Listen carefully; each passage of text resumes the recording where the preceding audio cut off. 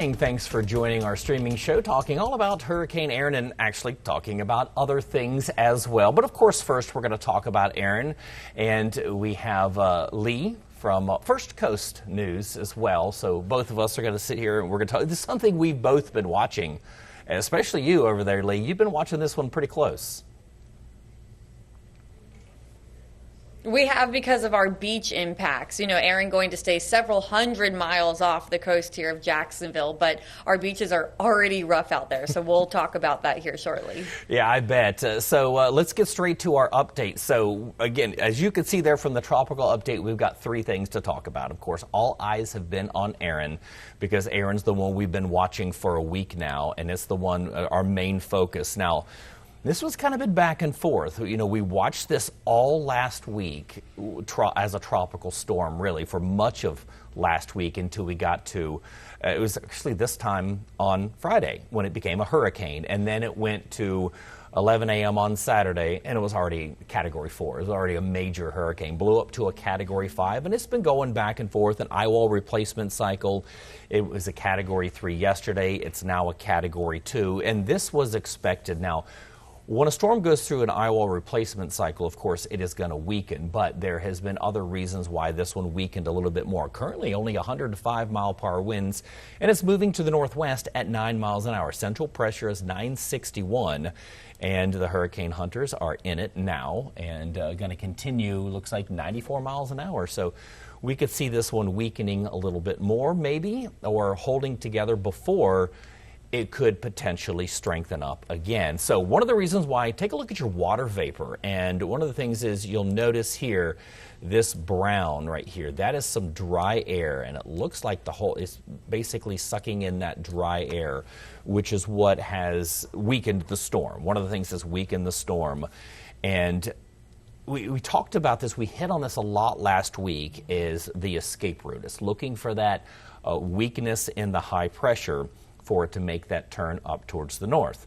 Unfortunately, a weaker storm is going to take longer to turn because it needs to find now an even weaker spot in that high pressure because it's a weaker storm. Like I mentioned last week, the stronger system wins out. So if the high pressure is stronger, it's going to beat the system.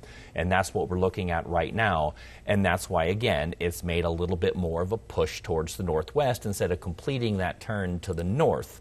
So right now, 105 mile-per-hour winds moving to the northwest at 9, and again, we're looking at still moving at, forecast models are still in pretty good agreement, and it hasn't really changed that much. So let's look at the cone history, and you'll see what I'm talking about, how it keeps getting a little bit more of a shift off to the west. So there's all your previous forecast cones, and look how they keep shifting a little bit. Each one, as you can see, looks like it shifts more and more to the west. So you got cones here, and then you just keep seeing them pushing their way over. That's what happens whenever you get a storm that's been weakening. So you see it made a northwest and then more of a west, and then now it's kind of going back and forth. So there's your previous forecast. The actual path is here in black. And then your current forecast. So your current forecast is not as far west as some of the others have shown, but still you can see moving its way further away from Bermuda. You can also see that one here on your track history, and it's kind of easy to see that white line there. And then if you put this into motion, you can see the track history, how it keeps pushing its way off towards the west. So again, this one, as it weakens, you can expect it to move a little bit further towards the west because that high pressure is winning over. And there's the graphic again. Showed this to you all last week. This is the high pressure that it's going to be battling. This is the high pressure that it's been battling. And again, a weaker system means that, again, we're going to see that one pushing a little bit further to the west to find this break here in that high pressure, and that's actually what the latest forecast track is. And look how much closer it's pushing to the coast of the Carolinas. Again, not expected to make landfall, but that's going to bring some bigger impacts to the East Coast. And you see it pushing its way and then finally making that turn. And so let's look at the latest forecast track and intensity. and then we're going to talk about these impacts. So again, it is now a Category 2 storm, and even the last model run showed it strengthening back up to a Category 3. Now it's showing Cat 2 staying Category 2 all the way up past North Carolina. So even though it's moving closer, it is expected to be a weaker system, which of course is good news, but they're still going to have some big impacts in North Carolina. And again, have some pretty good impacts there for Jacksonville as well. So Lee, you've been, again, following this all through the weekend. You're talking about your impacts and how you can actually maybe see some of that rough surf out there now. And this is one thing that's going to be passing by you, but not till, I mean, your impacts really might not go down till maybe towards the end of the week, right? Right, exactly. So although Erin's going to be offshore directly east of us by Wednesday, we've already started to feel the impacts here. Our rip current risk started yesterday, our swells started getting bigger, and then as we head through the week, we're going to see these impacts continue to get worse, with Wednesday being the peak of it, and then Thursday still some of those impacts lingering. So let's take a look at our current wave heights across, really, let's start with a good portion of the Atlantic in the area around Erin. Big waves out there, 28 feet when it comes to the buoys, but locally here, we're seeing 4 feet. Now, that's still a bit bigger than normal, but we're going to continue to see this grow throughout the day today. So this afternoon and this evening, we could have wave heights 5 to 8 feet. And then by tomorrow, they're going to jump up even more, range from 7 to 11 feet. Places like St. Johns County, Flagler County, that's when we would see the biggest of the swells, and likely I don't want to say smallest, because 7 feet, that's really big. We have high surf advisory in effect all up and down the coast, but 7 feet closer to our southeast Georgia beaches. And then on Thursday, still lingering big breakers of 5 to 8 feet on Thursday. Now, this could lead to some beach erosion, especially at high tide. So our high tides Wednesday evening, that's when I think we would see the most amount of beach erosion. These are such powerful waves, and the tide will be so high up on our beaches. So St. Simon's Island, that's around 7:04 p.m. St. Mary's, that's 8:06 p.m. Fernandina Beach, that's 7:41 p.m. Jacksonville Beach, 6:55. St. Augustine Beach, 6:48. And Marineland, 7:09 p.m. So again, that's when you would have the greatest risk of beach erosion. We do have that moderate risk of beach erosion. Something else we'll watch out for when it comes to the high tides, the risk of minor tidal flooding. So we have this rip current risk in effect through Thursday. That's the weather impact alert in effect all the way through Thursday. We have the high surf. We already talked about those wave heights and how it could lead to moderate beach erosion. But with all of that water pushing on shore, these powerful waves, plus we have spring tides right now. We have astronomically high tides and that onshore wind that will continue to push our way, that could lead to minor tidal flooding. So what that means is at times of high tide, again, especially I'm thinking the Wednesday evening tide cycle, you could start to see some water pile up, even for the estuaries, the inlets, the St. Johns River, the intracoastal, and we're talking low-lying areas because it is minor. But you might see some of that water rising up on boat ramps, on some campgrounds, on some parking lots. So that is still a concern that we'll have to watch out for as well. So main concern here, it's all at the beach, the rough seas, the high seas, I should say, these powerful waves. We have a lot of surfers here on the First Coast. I know they'll be out there. It's just, I want to remind them of how powerful these waves are, how they really pack a punch, and it can be dangerous out there.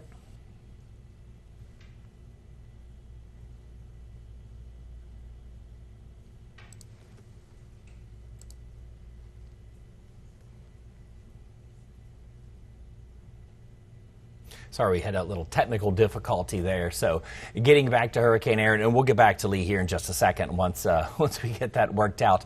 We actually have some video of Hurricane Erin and some pretty nice looking video. If we could pull up that video right quick, and you can see Hurricane Erin and some of the convection that goes on. And convection is, you know, where you see, look at that lightning, and then that's a nice looking image there of Hurricane Erin. You can kind of see the islands there down to the bottom.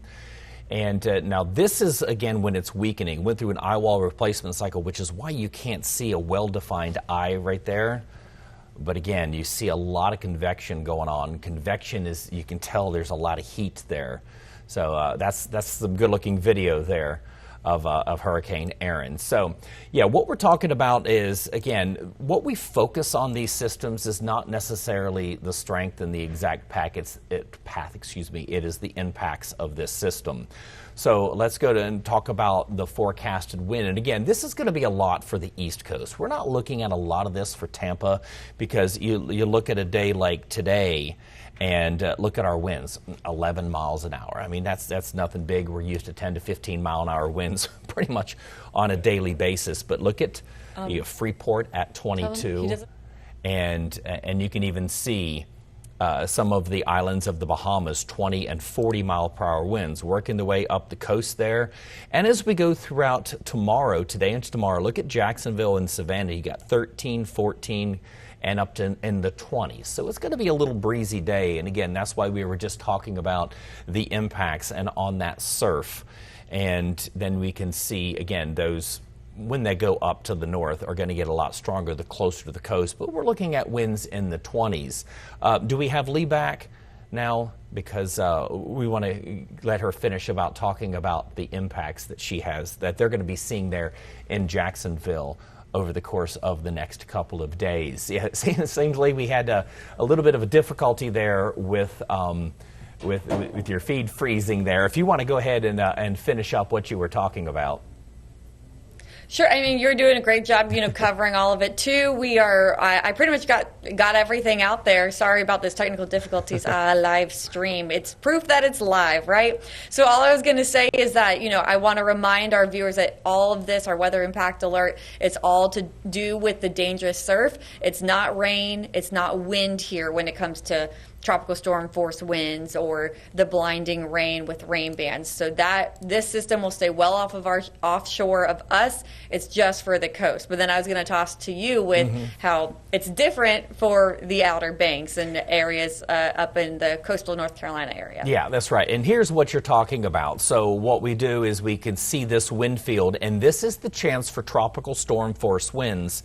And you see it continuing to move its way up. And you'll notice here, let me stop it here, and you'll notice that as it passes by Wednesday into Thursday, and you'll notice how Jacksonville's not in that. So you're not going to get the potential for those tropical storm force winds, which is good. Again, like I was showing you, we're looking at about 20 mile per hour winds, 20 to 25. Again, that's of course not tropical storm force, but look at your Outer Banks here.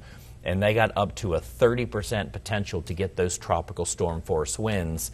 And so they can see those winds, again, in the 30s and the 40s. So this is your forecasted wind. And again, you're going to see as it moves its way up the coast, again, there's Jacksonville, 24. That's not big. 13 in Tampa, that's nothing. But then once you go, Myrtle Beach is even only in the 20s. But look at Hatteras. 53, 54 mile per hour winds. That's why their impacts, again, even though this is still expected to only be a Category 2, you're going to get those tropical storm force winds. And again, we've seen this before. It did entrain a little bit of dry air, which weakened it down to a Category 2. But you are going to see it, by the time it gets up here on Thursday, it's going to be interacting with a front, which could also help out when it comes in terms of giving it a little bit more of a push for a turn. So what we're seeing here is the wave heights. Now, we were just talking about Jacksonville, but you move this on up the coast. And this is the reason why there's already mandatory evacuations for the Outer Banks. I mean, you can see that there. 16 Cape Hatteras, 17 Wilmington, and that's only going to get worse as it moves right up close to it. And look at that, now Cape Hatteras to Morehead City, 20 to 23 foot wave heights. Now, we actually have a camera up there now. If we could pull that up right quick, and this is what they're seeing right now, and doesn't look like much. Looks like it was enjoying a nice beach day. But again, they have mandatory evacuations in, so when it comes to the mandatory evacuations, the people out there would be the locals. So what that means is typically is the first step is to make the tourist go home when it comes to something like this.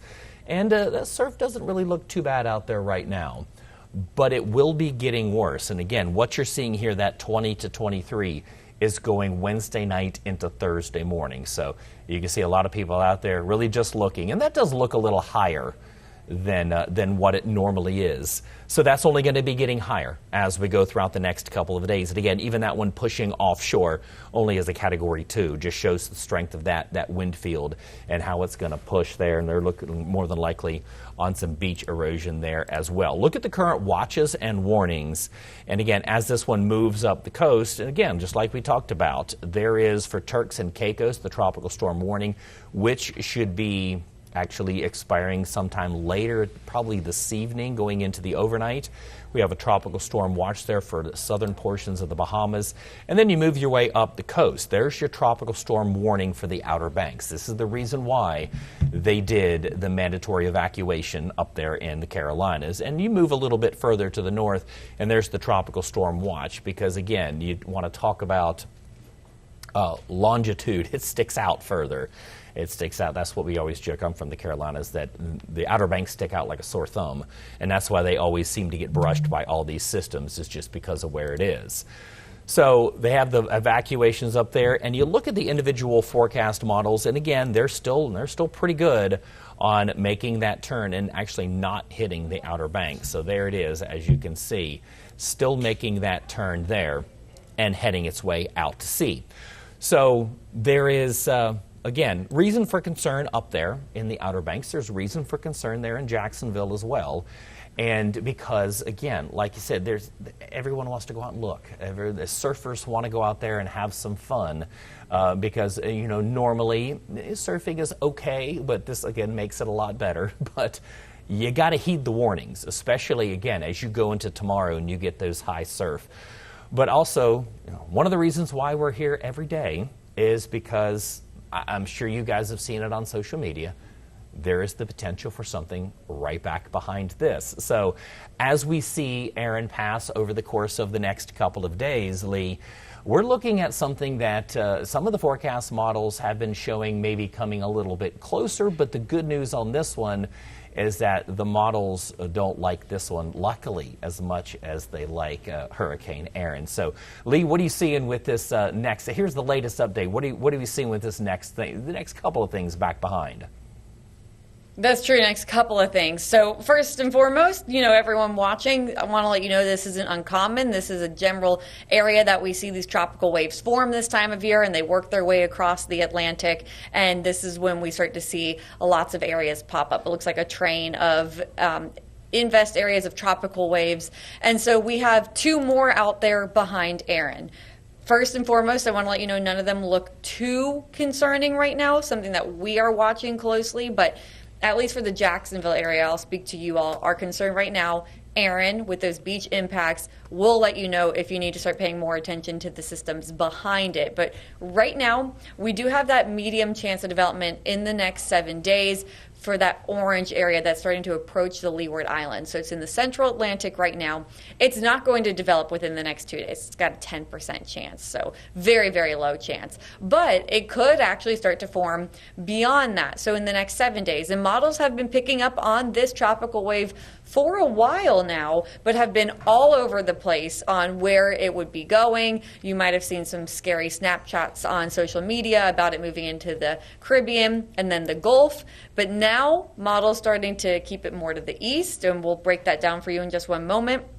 Also, the system behind it, officially an invest now too, likely because of that 30% chance of development within the next 2 days, which is low, a low chance, but still something that we could see form out there in the Atlantic. But James, likely not going to be long-lived, that second one behind it. So let's talk about both of these. What are you seeing when it comes to this medium chance, this tropical wave that we've actually been watching for quite a few days now? And it's funny because even when Erin was still a tropical storm, we were watching that one come off because the forecast models go out pretty far. But again, we all know that they're not that accurate, which is why we always tell people don't look. When you see that picture and you see that Cat 5 hurricane hitting, Miami, you always got to look at that timestamp, and it's usually about hour 360. That just shows you how far out these models go, but they're never that accurate. And right here, we're talking about hurricane season. Like you mentioned, this is typical. This is the time of year. That's why they call that the main development region. And there we are, a little bit over halfway through August, heading to our peak. We're less than a month away from the peak of hurricane season, which is why we will consistently see those waves coming off. And for those of you who don't know, the waves are because Africa's in their monsoon season right now. And all these are is groups of thunderstorms that move their way offshore from the monsoon season, which moves just to the south of the Sahara Desert there, kind of right across like equatorial south of that. And they move their way up towards, of course, out to sea. And that's where they pick up all this energy.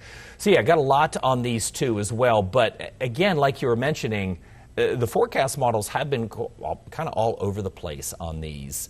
So let's go back and look. If you look at like this big picture here of the European model, and I'll try to point some out. And of course, right now on this, you see where Erin is. So you'll notice again, there is what a Cat 2 system looks like right there. So you can see very well defined. You see the high pressure kind of breaking down here. And if you continue to move this forward, so we're getting Thursday, Friday, and you'll notice as Erin moves its way out, there's not really a lot going on there down to the south. So again, this is the European model. We're all the way to next Tuesday, and there really isn't much there. So not liking this system. The European model hasn't liked this one even from the get-go. It showed maybe a weak area of low pressure developing. And if you go over the GFS model, again, kind of the same thing. There's Erin. Now, if you continue to take this out a little bit, you'll start to see a little bit here, maybe towards the Bahamas, and then not really much of anything. So forecast models don't really like that one either. So, and here's one of the reasons why I think both of these might not amount to much, or again, one of them might die out. So we have a lot of, when we talk about dry air, the reason for that is that Saharan dust. So of course you see over here off towards the very far right, this is the Sahara Desert. Right over here, it's kind of hard to see. Okay, so right over here, that's coming off the Sahara Desert. These waves come off to the south because, again, like I mentioned, African monsoon season, they push those waves off the coast. But look at this one. Again, this is the one that the National Hurricane Center is given a 60% potential over the course of the next 7 days, a 10%, and you kind of see why, over the course of the next 2 days. But you move this one out. And now notice, again, because I'll have to come back and forth because we've got two systems to look at here, two potential. You go the next couple days, Thursday, Friday, and into Saturday, and then you'll notice there's still quite a bit of dust in here. And I have a feeling that's why the Europeans, again, not really liking this one to develop. But then you'll notice this one, by Saturday, should be probably in this area right here. Again, same scenario, where it has a little bit better potential now, because if you back this up, you'll notice all the dust is up to the north of it. You'll notice that there's not much right now, but it is expected to run into that. So there's your dust to the north. Pretty good environment right now for strengthening, and could get maybe a brief tropical depression out of that one. But then once we get towards the end of the week, and you can kind of follow the pattern on where it would be, it should be in this area right here. So we do actually have on this one, like Lee mentioned, an invest. So an invest just means that they have forecast models on it, and they're not really impressed. We did get a few more with this latest run of some actually more models. I think this morning it had 3, but you can kind of see how they move their way across, and notice how a bunch of them just stop. And you can see that one, takes it up here. Some of these forecast models are better on strength and not direction. But you can see, again, all these are dying out. So that's kind of what we're looking at. We're not looking at much of anything. We'll see if they put an invest on this other one as we go throughout the rest of the day today, maybe. But again, it's not expected to have any development over the course of the next 2 days. And I'll show you the forecasted wind for the GFS. And again, you can kind of see where both these systems are now. But if you take this one out, it's just not really liking too much there. There's a little bit of one right there. And you can kind of see it there, just not really closing off until you get to right there. And that is next Wednesday. And that's moving its way up towards Bermuda. And again, European model, I'll just show you the same thing. You're not really going to see much of a closed circulation there. It takes a second for this to load. But again, same thing. You'll notice where the orange is, looking at possibly something developing there as we go into the start of the weekend. and then you'll see it move up. And again, barely, but look where Bermuda is on this one. And you can see that it is to the actual east of Bermuda. So we're going to watch these. Looks like this one could potentially follow the same path as Erin. It could potentially be a little bit further to the east. It does look like both forecast models think this one's going to be weaker, might get a depression, might get a tropical storm on this one, and then neither one of them, like the one back behind it, past this weekend. I think the GFS is usually jumps on these a little bit quicker. But again, even the National Hurricane Center is thinking that maybe after this weekend that this one kind of dies out, but could briefly have a name on it before it moves into an environment that's not very favorable for any further development. So again, we'll be back here, same time, the rest of this week. This is what we're talking about. We're expecting to continue to do this really for the rest of the hurricane season, because as we approach the peak, like Lee mentioned, we're going to continue to see wave after wave after wave, and every single one of them needs to be watched, of course, for this time of year. But what we're going to see is the impacts to the East Coast for Erin over the course of the next couple days. We'll keep you updated whenever we get any new information, which our next is at 2 o'clock. Lee, you got anything to add before saying goodbye? Yeah, we just have some beach cameras. If we can pull up my graphics real quick, just for those of you on the first coast, to show the red flags flying and the seas getting rough. So just a friendly reminder, beaches here are already dangerous. So don't get in the water this work week.